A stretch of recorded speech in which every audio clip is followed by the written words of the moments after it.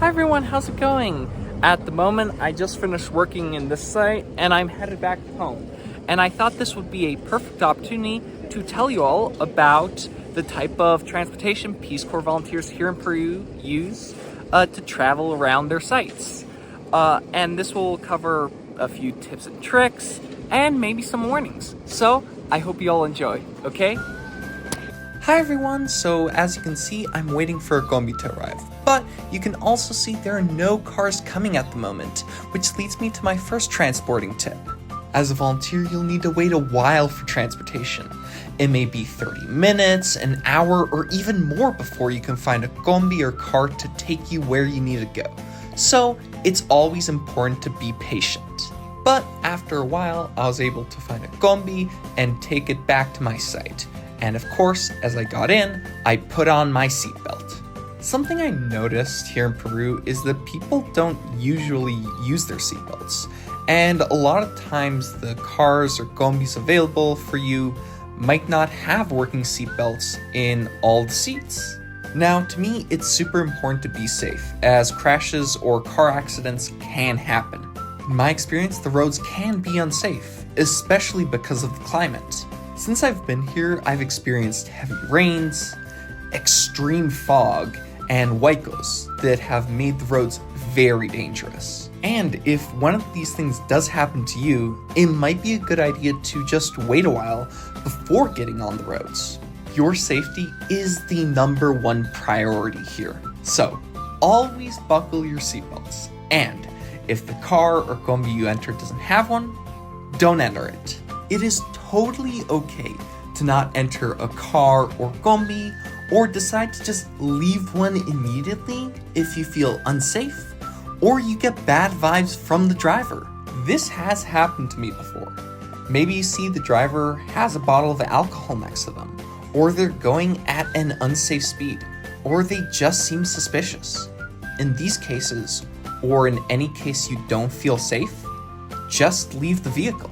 As a volunteer, you'll be doing a lot of work in super remote or middle of nowhere places.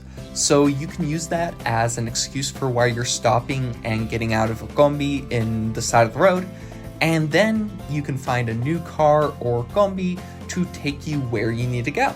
During my training, I was also given the advice to always share my location with someone, or pretend that I'm on a call, so as to deter the driver or the people in the car from maybe trying to rob me. So this is also something you can consider doing.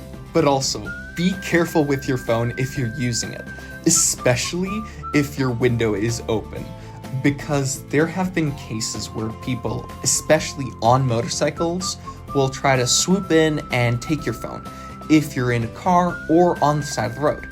Always be aware of your surroundings. It isn't uncommon for drivers to try to scam volunteers, and in the very rare occasion, maybe try to rob them. You are an American with maybe not a super high level of Spanish, and some people may try to take advantage of this and try to take your money. So for me personally, I have had several cases where drivers ask me to give them 3 to 4 times the actual car fare. And in those cases, I either tell them the fare I am willing to pay, or I just leave and find another combi to take. So just be aware of this, okay? Now, when you're on a combi or a car, you might feel a little car sick, especially because of the altitude and the very swervy roads you'll find here. If this happens to you, be prepared.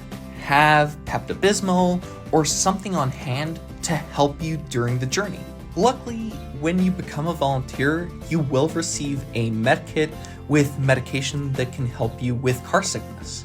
And if you need something stronger, the Peace Corps medical staff is ready to work with you. They are amazing with these cases. So that's basically it for the video. I'm sure that there's so many other transportation tips that other volunteers would suggest. But if you take anything out of this video, it's when you're traveling, be aware of your surroundings. Bring anything you need to help you on the trip, and most importantly, prioritize your own safety.